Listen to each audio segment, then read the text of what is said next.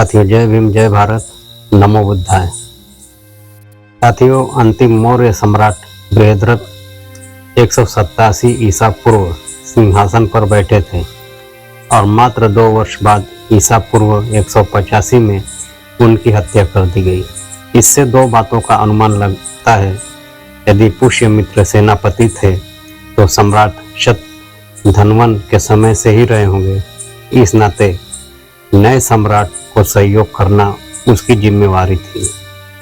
यह संभव है वे बृहद्रथ के बहुत विश्वस्त एवं नजदीकी रहे हों, जिस कारण बृहद्रथ ने उन्हें अपना सेनापति बनाया हो। यदि ऐसा था तो पुष्यमित्र शुंग ने सेना का शौर्य प्रदर्शन दिखाने के बहाने अपने राजा की हत्या करके राज्य, अपने पद और अपने सम्राट के साथ बहुत बड़ा विश्वासघात किया।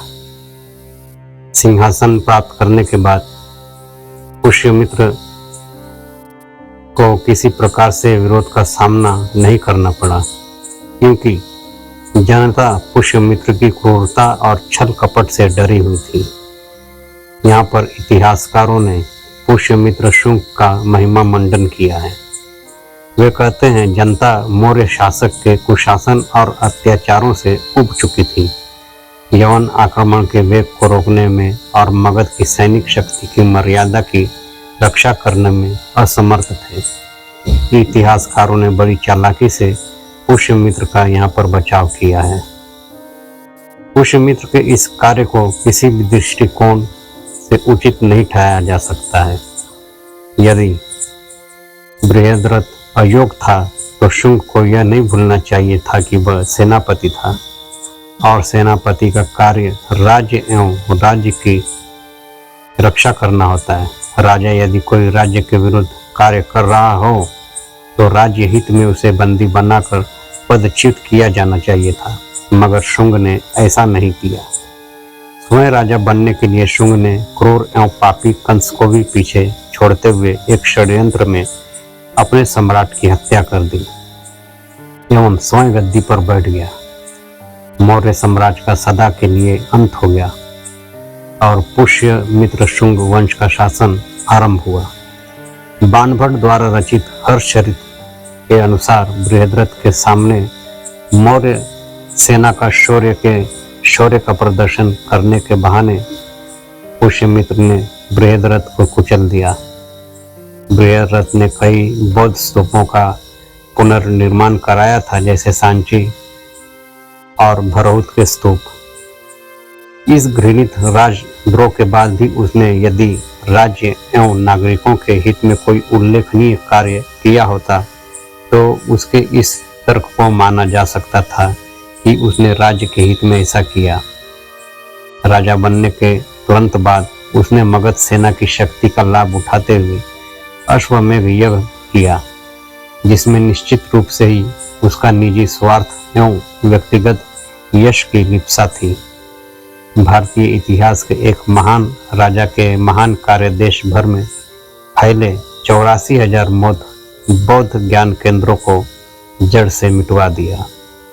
उससे यह सिद्ध होता है कि उसके मन में ईर्ष्या, द्वेष और षड्यंत्र कोई नया नहीं था, बल्कि वह मौर्य वंश की छाया में पलने वाला अवसर की ताक में बैठा मौर्य वंश एवं उनकी कीर्ति का घाती था। वह जिसकी खाता था उसी से ईर्ष्या करता था तथा उसी का शत्रु था। वह एक शातिर एवं चालाक अवसरवादी घाती था, जिसने उस समय के असंतुष्टों को अपनी तरफ मिलाने तथा उनके सहयोग से एक सफल द्रोह को कार्यरूप दिया। इसे अच्छी तरह पता रहा होगा कि बौद्ध धर्म स्थापित होने के बाद स्वाभाविक रूप से पुरोहित ब्राह्मणों का एक बड़ा समुदाय, जिनकी दान दक्षिणा से होने वाली आमदनी समाप्त हो गई थी, मौर्यों एवं बौद्धों से खिन्न एवं असंतुष्ट होकर बौद्धों के शत्रु हो गए थे। इसलिए पुरोहित ब्राह्मणों की सहानुभूति जीतने, अपनी छवि बनाने में, उनका सहयोग प्राप्त करने तथा अपने दुष्कृत्य छुपाने के लिए उसने स्वयं को ब्राह्मण घोषित कर लिया अयोध्या अभिलेख से यह ज्ञात होता है कि पुष्यमित्र शुंग ने 2 अश्वमेध किए थे। यज्ञों के द्वारा पुष्यमित्र शुंग ने प्राचीन वैदिक परंपरा को पुनः स्थापित किया। मालविकाग्नि मित्रम में केवल एक यज्ञ का उल्लेख मिलता है, लेकिन पतंजलि ने महाभाष्य में पुष्यमित्र के यज्ञ का उल्लेख किया। इस यज्ञ में संभवतः पतंजलि पुरोहित हैं। पहला यज्ञ पाटलिपुत्र को यूनानियों के आक्रमण से मुक्ति कराने के उपलक्ष्य में किया गया था। दूसरा यज्ञ पुण्यार्थ किया गया होगा, क्योंकि पुष्यमित्र के दूसरे युद्ध का विवरण प्राप्त नहीं होता।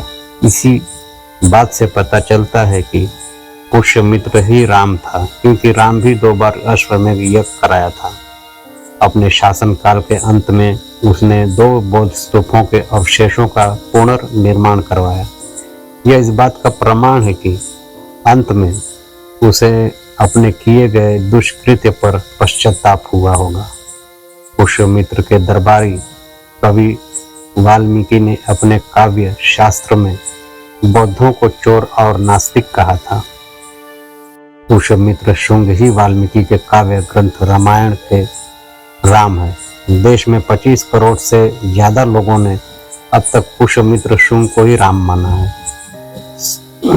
सभी बहुजनों को सच्ची रामायण नाम की पुस्तक को पढ़ना चाहिए, जो उच्च न्यायालय द्वारा प्रमाणित पुस्तक है, जिससे आपको रामायण की असलियत समझने में आसानी होगी।